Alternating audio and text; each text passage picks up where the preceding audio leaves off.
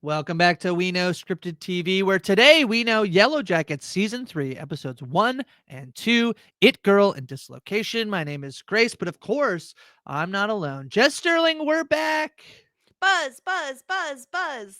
I'm so So excited. exciting. So exciting. We've watched them, the first two episodes. Everybody's watching them. hmm It's generally, legitimately very exciting and very good. These two episodes were incredible. Yep. The show is so it's not fan servicey because it's poking fun at us in a way Mm, that I appreciate. The fact that episode 1 is called It Girl instead of Pit Girl, very good. and Mari, who is probably number 1 suspect on the board for being Pit Girl, literally falls into the pit these Yeah. episodes. It's incredible. I love this Well, show. We're back. they also start. They're like, we're gonna chase somebody and murder someone. They're like, just kidding. We're playing tag because Mhm. we're high schoolers. Really Yeah, capture the flag or whatever. Whatever they're capture the playing. bone. Capture the bone. Whose bone is that? Who's Isn't that not the bird bone that Lottie okay? found in the deer? Just want to make sure it's not a Jackie bone. Just want to make sure it's not That's a sick. Javi bone. The Javi bone's connected to the Jackie bone. Okay, well, We're here talking about Yellow Jackets. You and I will be here after every episode. Plan is to continue is to drop these right after the episode drops on Paramount Plus on Fridays. It'll air on TV on regular television if you still have that on Psh, Sundays. I know. But we'll be here. We're gonna recap the episodes. We'll probably do a lot of theorizing as we go. And maybe along the way, we'll stop down and do some special bonus episodes where we super theorize. So all the way along as we're doing this, make sure to send in your theories um, to us. Make sure you do them in a way that hopefully, I guess it can't really be spoilery, but just do your best to send us your theories as you're watching, what you think is happening, and we'll try to get to them as best we can. Really helpful if you subscribe to the feed, and there's two ways. You can obviously go to weknowscriptedtv.com or search for that in your podcast app of choice and search to the feed where we have all of the television coverage here in RHAP, or you could search We Know Yellow Jackets in your podcast app of choice, and you'll get the Yellow Jackets only feed. We're also on YouTube, Jess. You can see us, our you can see beautiful our faces. faces. I'm not above using visual aids. Mm, There will probably be times where I will want to use visual aids because there are moments that just need to be seen. It's mm-hmm, especially when it comes to theories. We've got symbols on this show, so mm-hmm. definitely a good way to get all of that is by subscribing to us on YouTube. I am above using visual aids, but only because I'll only put them right below me. So I'm just going to only put them here. I literally have one. It has a G on it. Who knows what that stands for? That could be a number of mysteries. Could be anything. This is the polysporin for the bruise I have on my leg. I could go all day. They could have used that in the They wild, could have used in the the wilderness, polysporin in especially the Mari. one. Yikes. Yeah. All right. Well, then let's not ramble on while people are like stuff happened. Yeah. Let's talk about the episode. I debate just as I'm thinking about this whether or not we should start. I think there's two places to start, which is we could start chronologically because I have lots of thoughts about basically the first like 10 minutes of the show. There's also the thing that happens right at the end that I'm very excited to talk about. And there's a whole bunch of stuff in the middle, but I feel like the end There's or the stuff beginning, everywhere. Jess. I think here's what I would propose we do. I want to reestablish when we are Okay. because I wrote out this timeline Love it. because and I hope other people appreciate this. I myself love to know where we are in this timeline. We know they spent 19 months in the wilderness. Obviously, I'm talking about the 90s timeline. Good We, thing we you edit this podcast. The amount of times you go, "Where are we?" and I go, "We're doing a podcast, Jess. It's about Yellow Jackets." she always Yeah. needs to reorient me Yeah. into where we are in this podcast. So true though. Uh-huh. Tell me you have ADHD without telling me you Yeah, have that's right. ADHD.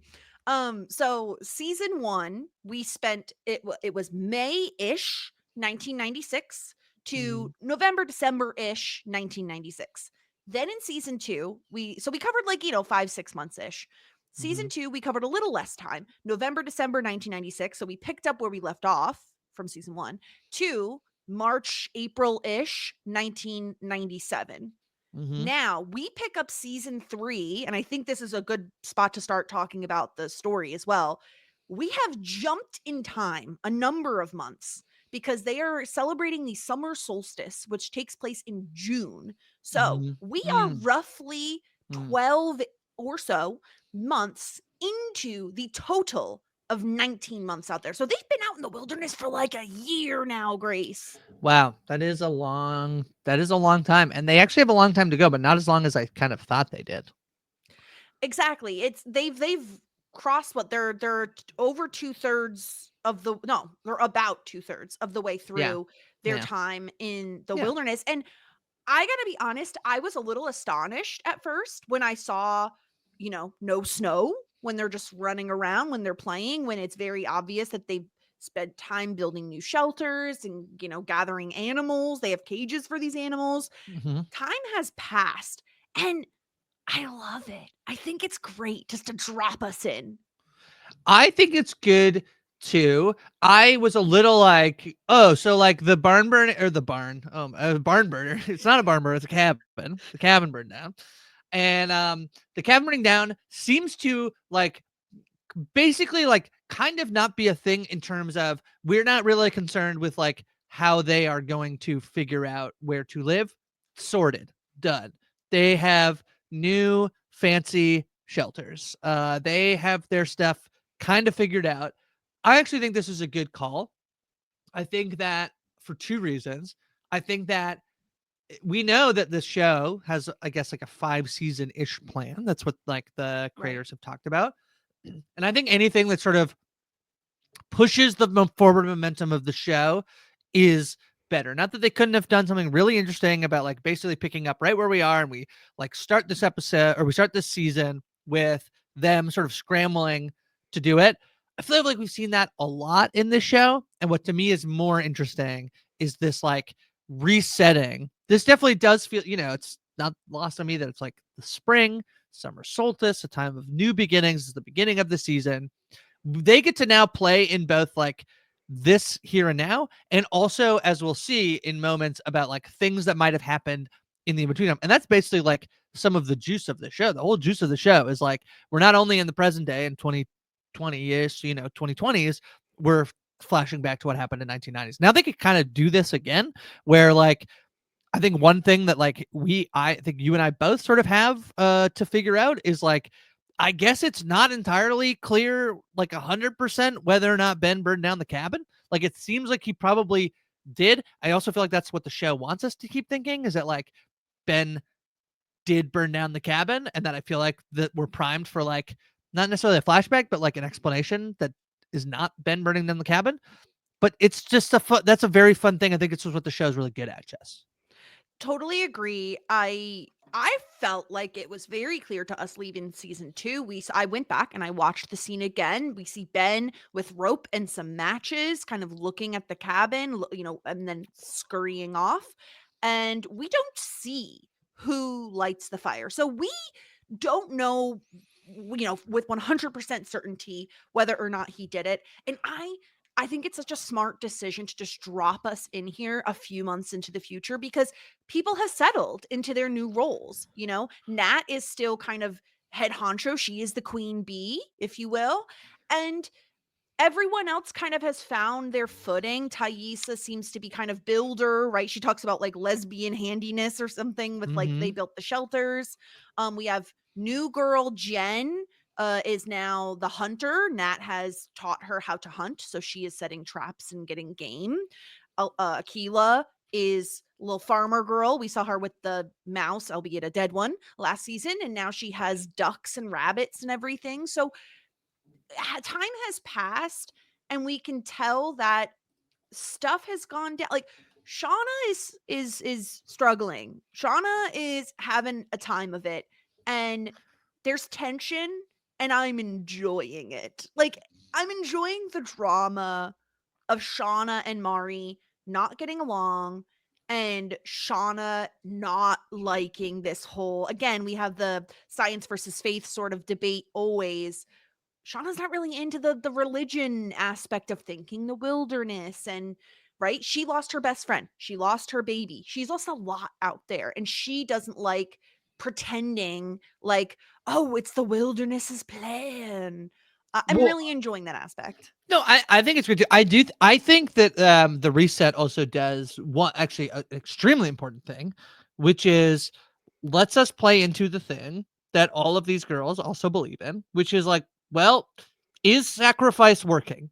Is killing the people who are there to the wilderness actually saving us? And it does seem like killing and eating, not killing, I guess Javi died. They didn't kill him. Yeah, yeah. They certainly didn't save him.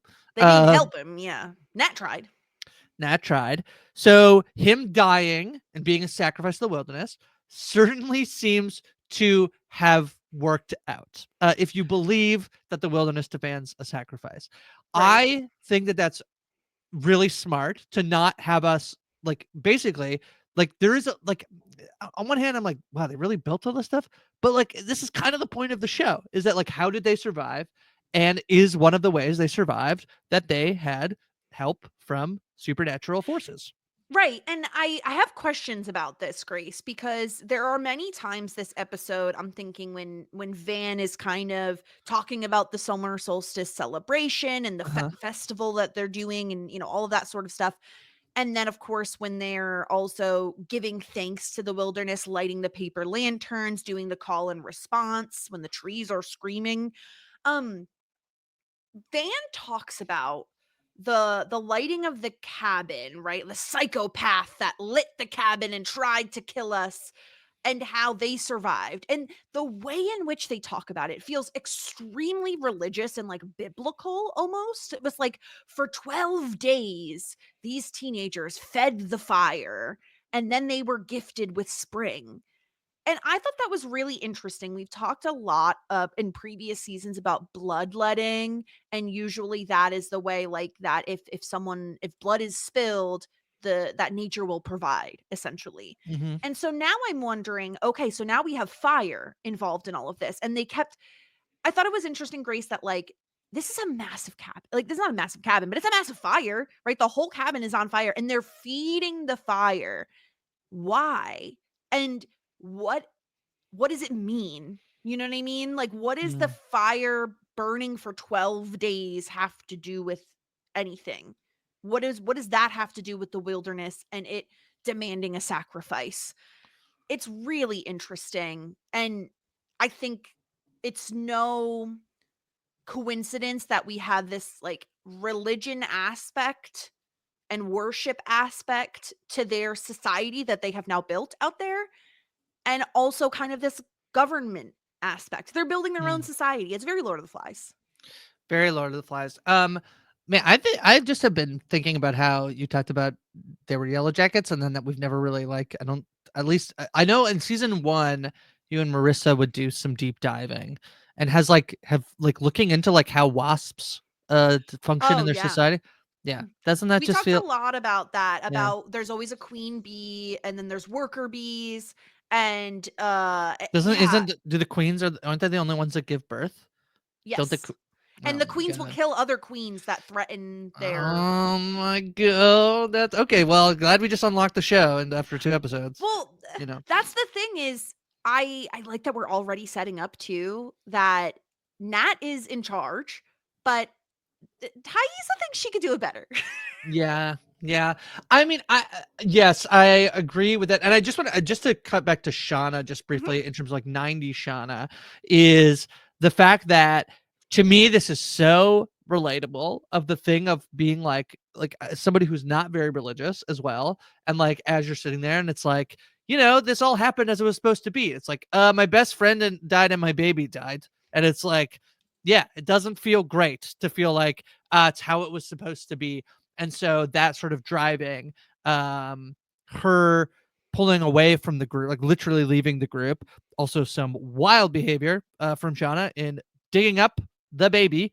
And just I feel awful for I feel awful for Shauna. I Yeah. definitely do think that like Shauna is probably what's so interesting to me is that I do think out of the people who are left, Shauna just seemed to have the most traumatic series of events in the 90s, and also seems to be the most disassociated in the modern time. I mean, I guess Taysa is the most but like she's like there's an alter ego thing happening there. Was like Shauna seems kind of the most like there's a moment in this episode where she's talking with Jeff where like Jeff is trying to like be like, but Callie threw guts on other people at school, and she's like, that's probably I'm it's probably a hungry. TikTok thing. Yeah, she's hungry. Yeah.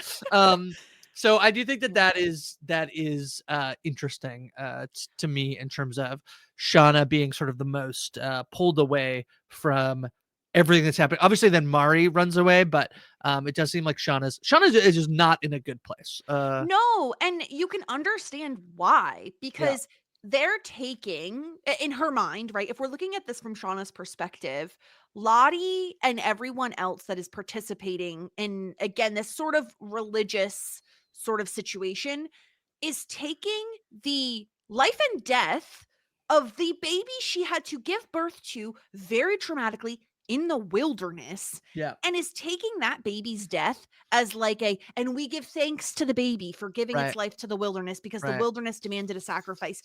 They're right, essentially saying the thing that you went through, the most traumatic thing by far that you've ever experienced in your entire life, was necessary. right. And the wilderness demanded it. And of course that's not going to sit right with her. And I think it's also really troubling that the one person that she felt like she really had was Jackie. And Jackie is now gone. And she also feels a lot of guilt and responsibility for Jackie's death. Right. So there's a lot going on with Shauna. And I love that it's not just all hunky dory, that she is upset, that she's having problems with Mari, who is very combative. And I don't know. I really loved it. I think it felt true to form. It felt like, okay, what would happen if you had, doesn't matter the age, but also teen girls all trapped together in the wilderness. You're going to have rifts, you're going to have problems. And to Thais's point, when she's having that conversation with Nat, almost like a council of sorts, Mm-hmm. she says, maybe out here, this is a life or death situation. Like maybe Yeah, everything is. And yeah, it's really true. yeah. Let's just stick with Shauna because I think Shauna is really like the fulcrum of a lot of this stuff, and I think probably some of the most interesting stuff to talk to. So obviously, her and Mari are going to get in the argument. Mari's going to run off, which we'll get to in a bit. But Shauna is going to spend time with the baby. In the present day, she is being seemingly followed, stalked, being watched. She feels a presence when they're at the diner after the funeral. I believe there's one other moment that she thinks it's a restaurant, I think. They're at a bar. Bar restaurant. They're having drinks after the Yeah. memorial for Nat. Oh yeah, right. But then when she's with Jeff, right? She doesn't she and then she So and then there's a few instances. She feels right. like she's being watched a couple of different times. And then when she is at the business dinner with Yeah. Jeff, she goes to the bathroom. She's just kind of clearing her head. She's trying to text Misty. And she hears the clicking clacking of what sounds like heels to Right. me on the Oh yeah, bathroom in the floor. bathroom. Yeah. The lights go out. She is ready. I love how quickly this is how you know that Shauna's been through it. When instantly she has her keys in her Yeah, hand it's ready to true. stab It's someone and true. her flashlight on her phone, and a phone is left behind in a stall. And Grace, you Yep. better believe I had closed captioning on this freaking show, okay? Because the song that was the ringtone A on licky that boom phone, boom down, right? I wish Oh man. it was Queen of Oh Hearts. wow. Yes. My mind Wow. exploded. Wow. That's good. Wow. Okay. All right. So yeah, I mean, so this is fun. There's a lot here. Because this is all gonna happen. The same person seemingly is going to leave an envelope with Shauna's name and the symbol on it, and Callie's going to pick it up and see that there's a tape inside.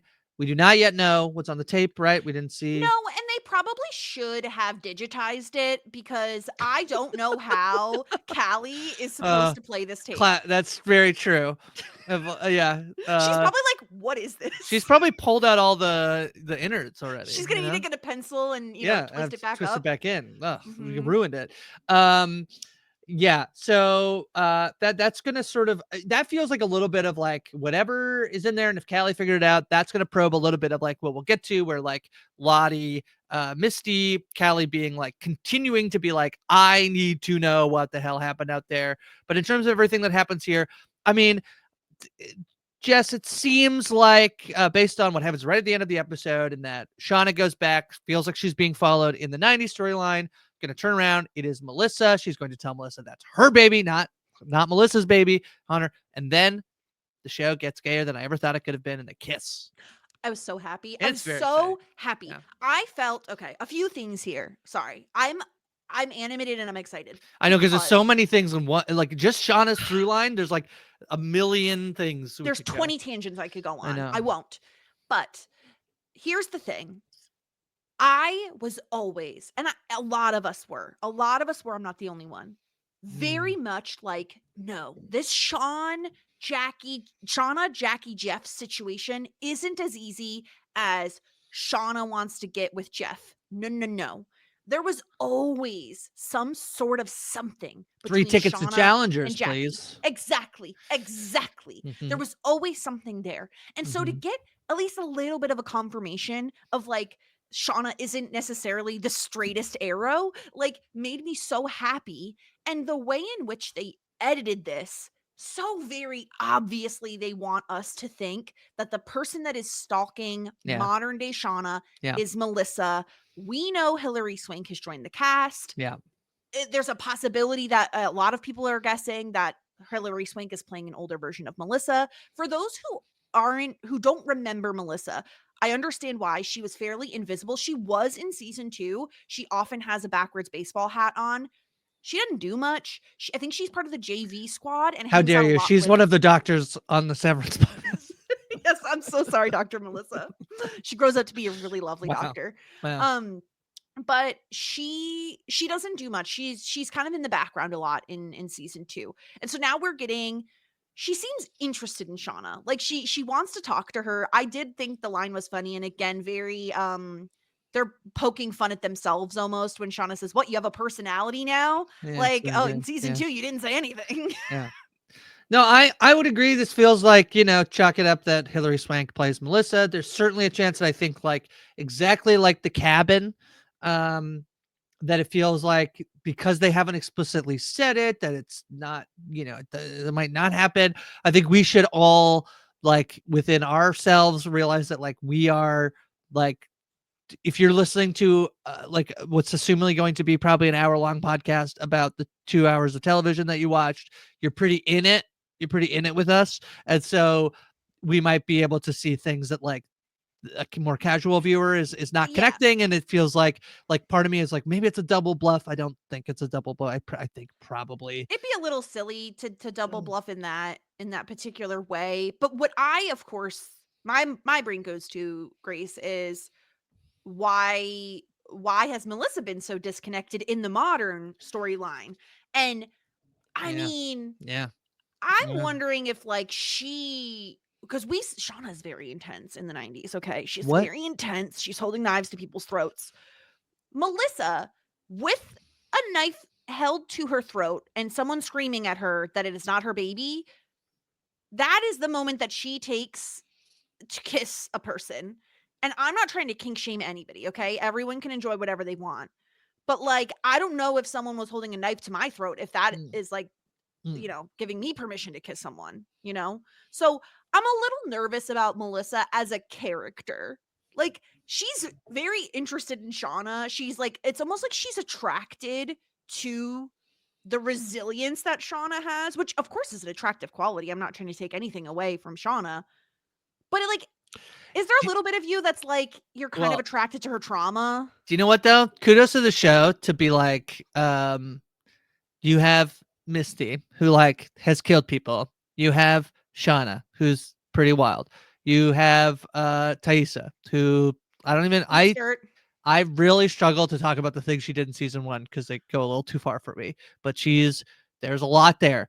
And then to be like, I'm kind of worried about this Melissa character. It's like very good on the show to be like, I think if they've already hit a level and then they're hiding a character who seems maybe more wild than any of those people, you're like, Melissa might Well, be bad. because didn't you get the feeling that, and maybe it was the editing, it could totally just be the way they framed it, where it was very much back and forth between modern day storyline of Shauna calling the restaurant to check in on the phone and Melissa and Shauna in the 90s.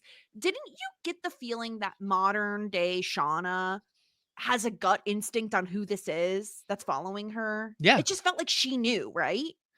Yeah. This to me feels like that So I think one of the other things this episode does, which I'm just gonna sort of talk at the same time about, where Mari splits off and she falls into the pit, which is very well done because Mari, as you said, number one on the board for potential pit girl. She's the it Literally, girl. Oh, pit girl. Oh, it literally, girl. literally falls into a pit that Coach Ben finds that has a collection of seemingly like kind of like war or like survival food I was stuff going to that's ask you if can't this was a Canadian military, like if you recognized anything in terms of any initials of any Canadian military thing. It right, didn't it look, it was like dehydrated it definitely food it and definitely did. I mean, I think that like in terms of like, just to say Canada doesn't go to war, that we really don't go to war in that area of mhm, the country.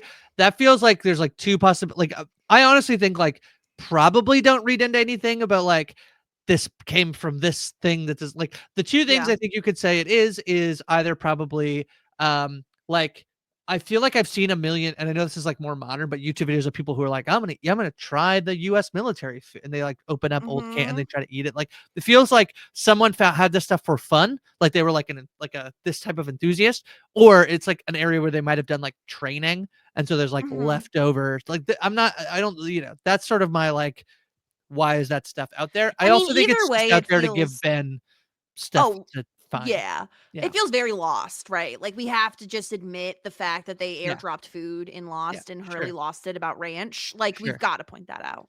Um, So, but what I do feel like is like the stuff with Mari and Ben, where she falls into the pit, and then he basically says like, "No, you found me," basically, and I can't do anything. It does feel like he set the trap up. He says, "Come and get it." He leaves some Bambi. Bambi, and that again, I feel like the stuff with Mm, Ben is so ambiguous. Where that can be, he was hoping an animal fell in, or he was hoping what he would say is a dumb teen girl falls into the exactly. pit.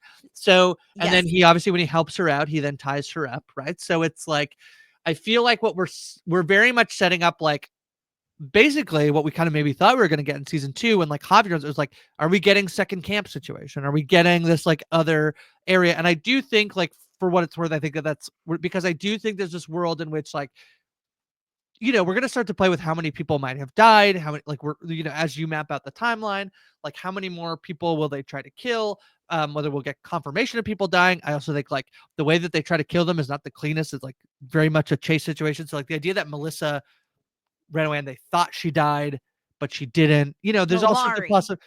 Mari, sorry, but I'm playing with the idea that maybe Melissa, like at some point, they'll do a thing where Oh, Melissa tries to run away. They think that she like died, but she didn't die. She actually lived.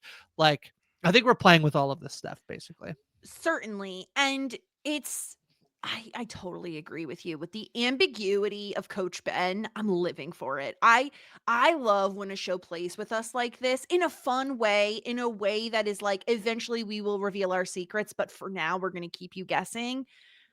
Ben saying, "Here you go, Bambi." Even we have a show currently on television in the traders where there is an alliance called the Bambis because they are like True. the doe-eyed women, right? True. Like this is a thing. A Bambi, a doe-eyed girl. You could easily see him referring to one of the Yellow Jackets. However, I don't know that he would call them Bambis because he's terrified of them, because they are cannibalists. But it's really fascinating because we have so many questions about Coach Ben. Number 1, of course, being did he start the fire for the Yep. at the cabin? Did he Hmm. intentionally start the fire with the intent to kill them all? Um Nat seems to know where he is as evidenced by the fact that she, when looking for Mari, runs into one of his traps, knows it's one of his traps and tries to guide Misty away from it. And then of course there's also the situation of he found this pit that had all the supplies in it after winter had passed. How was he surviving in that cave alone for what, 5 months, 4 months? It's been a while. And on Yep. top of that, when he takes Mari in and he's giving her the hot chocolate, which you better know that I recognized that it was hot chocolate, which is just like when Jackie died. Um Hmm. he is goes around the corner in the cave and has a conversation seemingly with himself, but We also know, Grace, that when Javi was missing and Javi stayed in this cave, he mentioned a quote unquote her. Yeah. And he had drawings of a female figure down there. Mhm. So what is going on with Ben? I mean, obviously this could be like a Wilson situation, Castaway, where you get lonely enough and you're just going to start making things up to talk to. What do you think, Grace? Do you have any theories on what's going on with him? Well, the other thing that I think is more implied, but seems pretty certain, is that at least Nat knows that he's out there, right? So Nat Right. is with Misty, and they Because they had a see conversation before. right, Because when, as a reminder to people who didn't do a full rewatch, Ben had a conversation with Nat right, when he saw Shauna chopping up Poppy's body and right, said he was leaving. right, So, because he asked Nat to come with him, and she said, "No, I'm just as bad as them." right. So they So see yeah, the trap and like just a snare trap kind of thing, and right. she tries to lure Misty away from going to like investigate that further. So that's a possibility in terms of like like she that it's like it is some combination of like obviously it's he's still like doesn't seem to be well, but that it's more of a like the person he's seeing is a real person versus a fictitious person. I said this on the preview pod, like the we were talking about mystery things that I think like we're talking about where Hilary Swank comes in. I would agree that it feels like she's got to be Melissa. There is the other world where it's like we start to have people that we've never met before on the island who aren't just like backup Yellowjackets who haven't appeared. You know, there is that world. I really don't think it's super likely, but you know, I guess I'm just saying it so that if it proves out to be wrong, I can be like, "That told you so." Told you so. Told you Yeah. so. I don't think it's that, but I would most put it in the camp of like that's interesting to me in the sense that if it's some sort of like supernatural being that Ben sees, that there's this way in which he has separated himself from the girls, but is also there are ways in which like what he is believing or seeing or what's happening to him is actually not so dissimilar that he suddenly is seeing somebody who is helping him survive. The other piece of this that I just want to touch on very briefly, not very briefly, I want to talk about it, is when they are doing the ceremony and seemingly they hear screams. Yeah, the trees are screaming. This is what also reinvigorates Lottie's wanting to connect with it, the wilderness, Yeah. the very vague it. Um and it's through Travis. And I appreciate this because we've had a connection between Lottie and Travis previously, right? It really bothered Nat.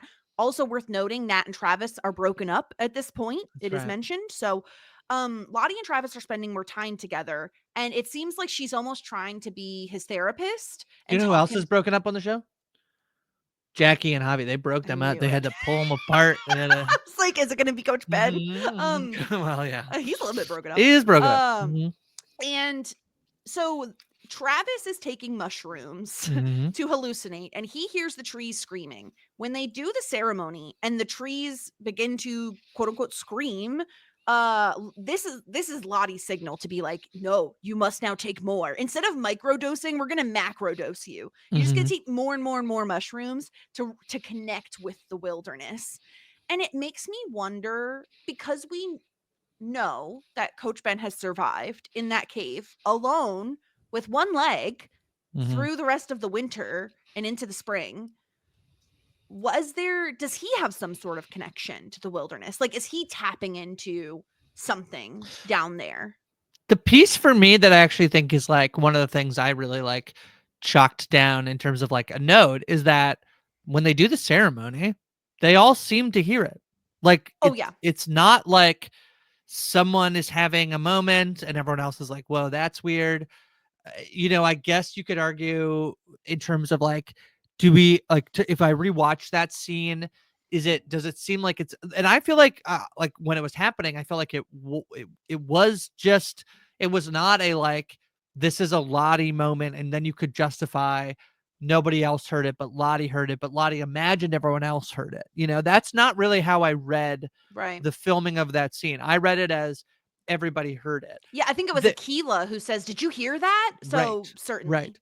And the I mean, the thing for me is that I used to work at a camp where we'd have to do we did like night rounds where a couple people would you'd make sure kids weren't like sneaking out of their cabins. You just had to be on watch all night, and there used to be this thing of like an animal that it sounded like it was laughing, and I bring it up not because I think that like that's what it is, but I do think that like again, this is like science versus faith of like is will we get an explanation for like what could possibly be making the sound that you know if you slowed it down, if you heard it differently, is it really a scream or is it something else that like they just hear it as that. So I just keep an eye on it that like they all heard it, they all react to it, they have a conversation about all hearing it, which I think just feels different than the way I feel like a lot of the spiritual moments we've gotten in the show is like they participate in something, but then almost everything else feels so much more nebulous in the way that it's like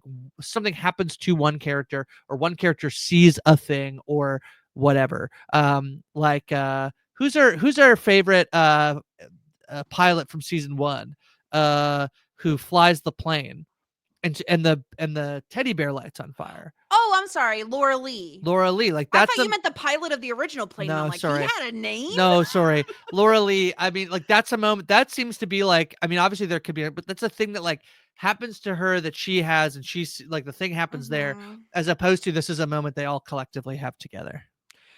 Really, it is a really good point, and you have to wonder, maybe there is something out there, right? Like, I think both can be true where Lottie is a little bit too entrenched in it and a little too close to it and wanting to get more out of it than possibly there is. And also, they heard some screaming, which is kind of weird. So, Mhm. both things can be true. And I really am enjoying, again, the further development of the Lottie Travis relationship, especially because we know she was present at his death and that he called her. There has to be a reason for that. And I think having it go back to what their relationship was like in the 90s makes a lot of sense. Mhm. What worries me, Grace, and Mhm. also kind of excites me, I'm not going to lie. Travis is so freaked out by all this. He really doesn't want to be taking mushrooms anymore. He says, "Well, the wilderness told me that it doesn't need me.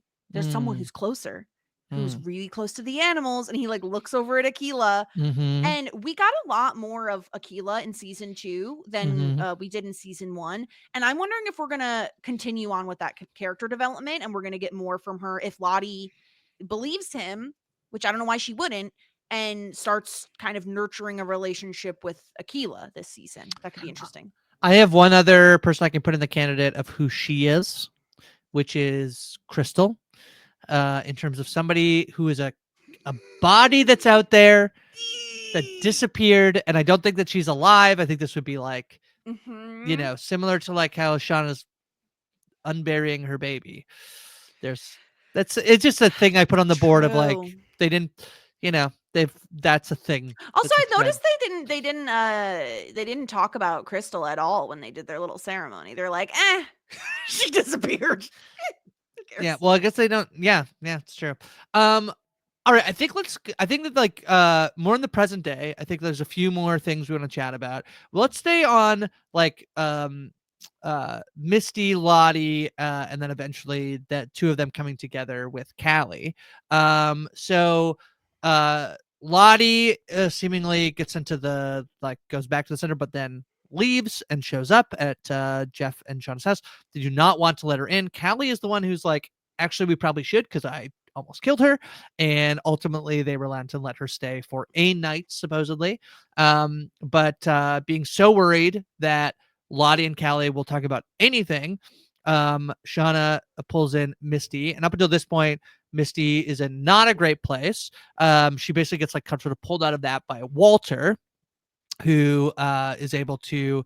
So very briefly, let's talk about Walt. So this is super sad. I thought this was like, Christina Ricci, I think does is really great here. I think like I feel like in the show, she's been a pretty zany character, but this is the aftermath of Nat dying, her drinking a lot, getting in a fight at the bar, going to the storage locker, finding her like a leather jacket. This is pretty. I think this is a great performance from Christina Ricci in terms of Misty's response to all of this. But I do have to say, the person who pulls her out is Walter. And do you still have any, like, I don't know about Walter? Because I'm still a little bit, I don't know about Walter. I actually am not. Okay. All right. And I don't know if it's Elijah Wood just like pulling the wool over my eyes because he's just adorable. Uh huh. Um, I believe that Walter is going to be the catalyst for Misty having the kind of epiphany that these friends really aren't her friends. Like, they've never really cared about her. They only use her and abuse her, right? Everything he is saying is 100% accurate. Misty is pushing him away because she doesn't want to hear the truth, and she sees him as essentially exactly what she actually is, which is a Mm, person who doesn't have true friends. And right. he is her only friend, and he wants to take care of her. She wants to just set that aside and go back to being one of the Yellow Jackets. And Right. obviously she's in a really dark place because of her responsibility in, her role in Nat's death. She almost is trying to channel Nat and like be Nat in this leather Yeah. jacket, getting Yeah. whiskeys at the bar that she definitely doesn't normally Well, drink. that feels a little bit of like it should have been me. What if I go through the motions of being Nat and it Yeah. happens to me? And That's like a little bit of a death wish, I think. I feel like what the moment when Walter drives up on her walking down the street and says, "The bartender had your phone, called every person in it, and no one answered until he got to W." That is so sad. That is extremely I know. sad. I guess I think the thing that where I'm like, maybe I don't trust him is like, man, I really don't want that to be true, but it's probably. It You feels think true it's true? though. Yeah. Everyone Okay. always ignores her calls. No one takes her seriously. And the Yeah. Well, fact that episode she 2 is she finally does get called, and it's to babysit Shauna's child. Exactly. So Yeah. to me, that is Walter's role in this is opening her eyes to the fact that she is used and abused by these Yellow Jackets. And also, let's be real. Shauna did not call Misty first. She called Van and Thaisa first, and they didn't answer. And then she called Misty. So Misty is extremely low. And Shauna with the "I called you because I trusted you." And we all know that's a lie. You don't trust Misty. It's just she was your last option. So I think that's Walter's role. Again, he could be snowing me, and congratulations if he No, is, I but think he you're. knows the truth. He knows everything, right? Like, Yeah. what? No, I think you're probably more right, and I probably am like hoping. Uh, I have some version of this that I'm hoping is not the case. I guess I'm wondering, like, I guess it does lead me to think that it's like I think a much bigger conversation than maybe like we have time for right now, which I'd be interested to hear the audience's thoughts of like what is the end game for the modern day story. And I Mhm. mean that in terms of like what are we, because I think like what we're driving to in the 90s is so obvious, I think. And I don't mean that in a disparaging way. I mean, at some point they have to be rescued, and when they get rescued, it'll be very clear who is alive and who's not and what happened over the course of Right. that. And Right. there's something that I think is a little bit less tangible about the modern day storyline in like how all of this affected them and what outcome that ultimately happens for all of them in terms of like are they the Yellow Jackets, and like but even like what does being the Yellow Jackets mean, right? I guess is like a thing here that I think it's fair for me to be like, oh gosh, I like really hope that like Shauna and Tyson Van and they all treat Misty really well. But maybe that's never that maybe that's like that's not the out like is Shauna the most like actually like problematic piece of this whole thing that like actually like they could all be well, I don't know because then I'm like, oh, but Thaisa has like, is literally, Yeah, has let's an alter ego. So I wanna yeah. I wanna dovetail a little bit into Van and Thaisa, 'cause we haven't really talked about the modern day stuff with them. And I do think it ties back into the overall question you have of like, where is this going? What are we what are we aiming for at the end of all of this with the adult Yellow Jackets?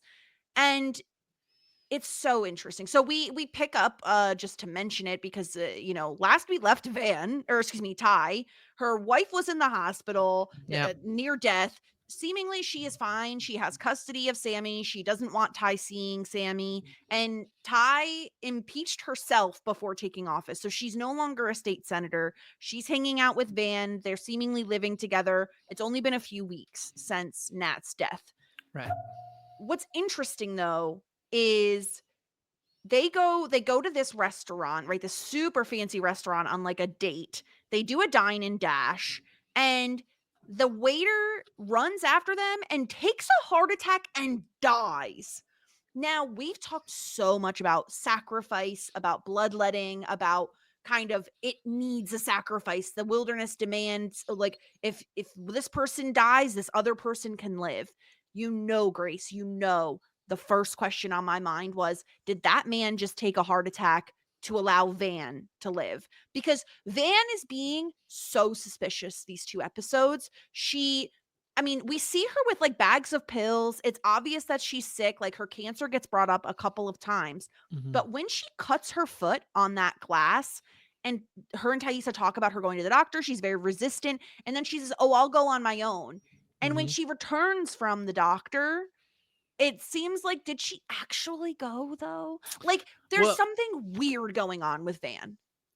yeah, I mean, I feel like I had this in my camp and I wasn't sure how I feel about it, but it was in the season 2 finale that a sacrifice was made in the season 2 finale in terms of Yeah. Nat, and that potentially to me, um, that is what happened, is that Nat dying allowed for them to start to sort of move forward in a way that, like they did in the 90s, they're able to, like, you know, survive to a degree, like that the wilderness sort of Mhm. demanded, even back home, demanded something. It's why, like, sort of all of the trauma gets, like, all the things start happening it's the impetus of the storyline in the 2000s in the show is like an investigator looking into it, all the stuff that Shauna thinks is happening with Adam, like all of that stuff is like, the wilderness is like causing trouble that we have to, And like, Lottie and Nat provide both have for it. said that Right. it followed us back. Like, Right. we didn't leave it out there. So that I just am so interested in what is happening with, because Van and Ty are both keeping secrets from one another. Ty doesn't tell her about the waiter that dropped dead. So, and on top of that, Ty also saw the no-eyed man directly after that man took a heart attack on the street. It's right as they dine and dash. They're in that alleyway, they're kissing, and she sees the man with no eyes. So I feel like all these things are connected and I just can't figure out how yet.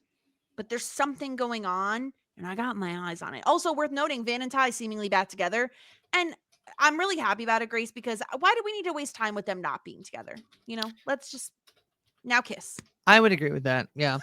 Um yeah, so, and then my theory in terms of like where we're heading is, like, I think in terms of the modern day, you have to think that there will be a similar struggle to what happened in the 90s, in the sense that, like, there will be people who believe they have to keep doing this, like, at even, they have to keep making sacrifices to appease the wilderness, and you would think that at some point, like, the thing is, like, you have to break this cycle of, like, you have to basically either if the wilderness is a true thing, how do you defeat that thing?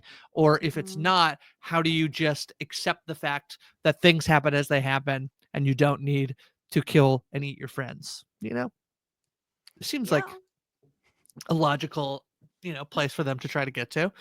um all right, is there anything, one thing I thought would be fun, is there anything else in this episode? I have a little, like, thing I would like to engage with you on, but is there anything else that you feel like, did we miss anything from this episode in terms of things from episodes 1 and episode 2?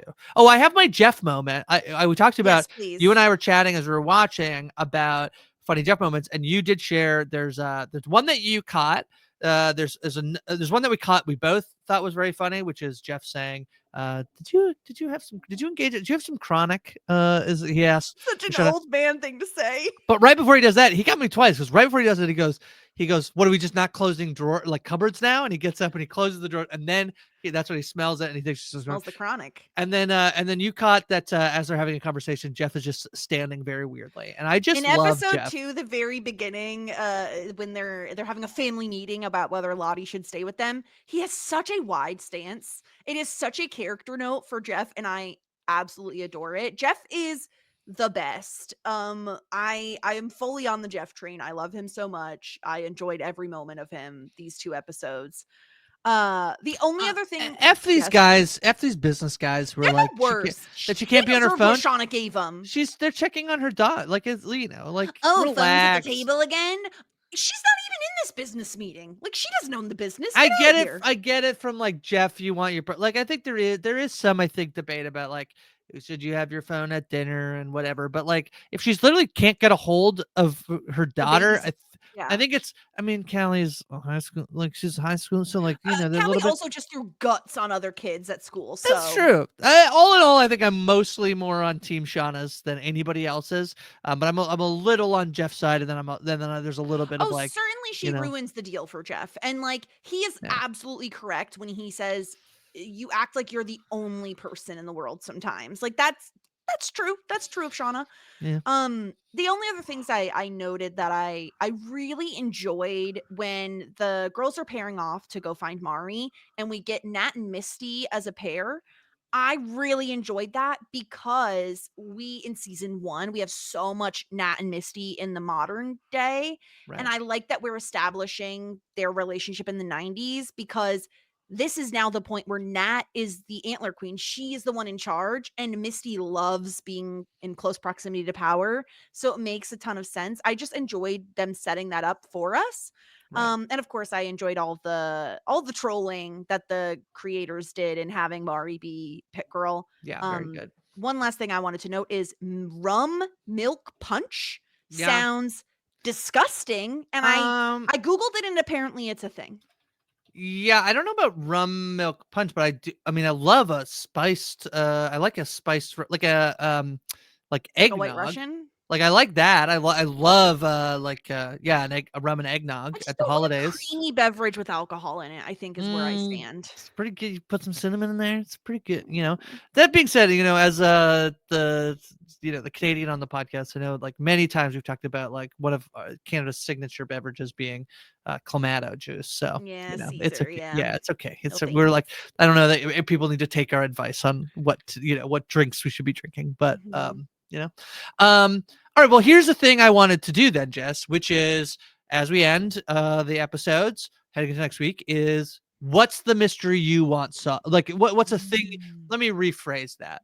Mhm. What is something you want more information on in next week's episode? And we'll just plant our flag here each week, and the audience can engage with us as well and answer the question. So what is Yeah. what is something you would like more information about per next week? And I will start because I won't put you on the spot asking you a question that I did not prep you for, which is I think we gotta know whether the stalker is Melissa. I think like Yeah. it's just a little bit it's such the like feels like they've put it in here. I think because Melissa hasn't been around since season 1, I think you can't be like, and we're gonna really stretch this one out. I think my hope is that by next week we figure out who modern day stalker of Shauna is, whether that's Mhm. Melissa played by Hilary Swank, or it's Hilary Swank as another person.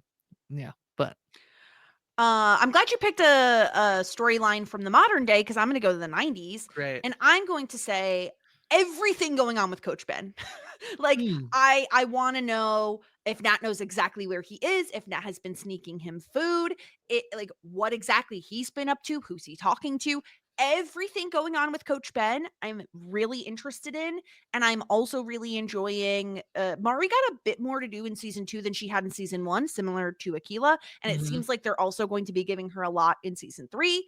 I Hmm. really love that. I think it's perfect, and I want to see more of it. So that's where I am. Yeah, I think that's fair. I think that like we only ever see Coach Ben around the pit. I feel like we don't see and if we other times he were really like close up on his face. It does feel like if they have enough time that they've developed, like it's been however many months you map this out. It's been 6 months or so, Right. seemingly. If they've had 6 months to develop all the stuff that they've done, certainly Ben would have Well, it's some been sort of shelter situation. It's been about 3 months. I don't wanna misspeak because Oh, I sorry. originally had it in my notes, but no, I believe we were in because you're Oh, in yeah. Canada, Grace, you can get snow in March and April in Canada. We were about in March or April March/April-ish of '97 at the end of season 2, and now it seems like we're in June, so 3-ish months, I Okay, yeah, think. 3 months. Yeah, okay. All Yeah. right, that makes sense. Yeah. So, yeah, we'll see where we go from there, but I'm really excited, Grace. Like these first 2 Mhm. episodes, I like that they dropped 2. It felt like I was satiated, and I'm really loving what we're getting, and I'm Yeah. really, really excited.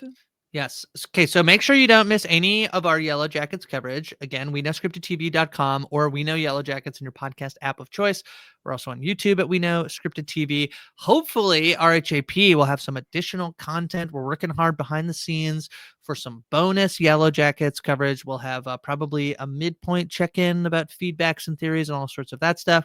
I'm doing, excitingly, some bonus coverage with Parade on Yellow Jackets, covering that with interviews with folks from the show. So check out my coverage over there. Jess, anything else you got going on as we're back? Yeah, you could find me at the Jess Sterling on the Blue Ski. You can also hear me on Talking Shit. I talk about Shit's Creek every week with my co-host Stuart. Grace has made a couple appearances Yeah. over there.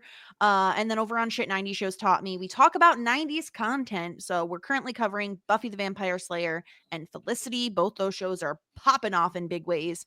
And then Look for the Light. I'm talking about The Last of Us, Mm. also with Stuart, leading up to the new season 2 coming out soon. So yeah, that's where you could find me. That's everything I got going on. And Grace, before we leave, there's one more quote I Oh, forgot to say at some uh-huh. point in this, and I need to say it because Just say it. Yeah, it's okay. it's Yeah. Mhm. Tattersall, Oopsie Daisy, Trey, Eggs over Oopsie, Boopsie Bacon, Lucky Daisy Bottoms Up Tonic. That's the name of my new podcast. It's very SEO friendly. Hmm. Yes, Yeah. the Grace Leader special. Yep. Mhm. All right. Well, we'll be back after each episode. Until next time, I hope you all have a lovely meal of Tattersall, Oopsie Daisy Tray, Eggs over Oopsie, Boopsie Bacon, Lucky Daisy Bottoms Up Tonic. Until next time, a licky boom boom down.